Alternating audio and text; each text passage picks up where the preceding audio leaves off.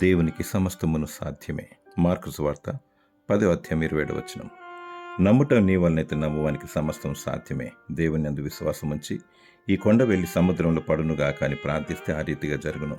విశ్వాసం లేకుండా దేవునికి ఇష్టడైండుట అసాధ్యము.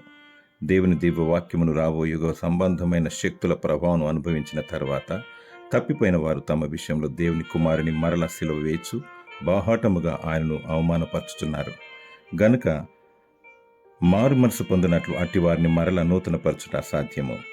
నీ పాపపు తలంపుల చేత క్రియల చేత ప్రభుని యేసుక్రీస్తును సిలువ వేయచ్చు ఆయన గాయాలు రేపకము. మారు మనసు పాపక్షమాపణ బాప్తిసం పొందిన తర్వాత వెనుకకు మరలి చూడకము. లోకంతో స్నేహము చేయకము.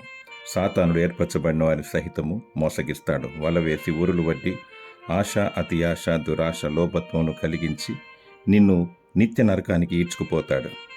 దేవునికి అసాధ్యమైనది ఏదియూ లేదు. నిజమైన పశ్చాత్తాపము, పాపక్షమాపణ పొందుము.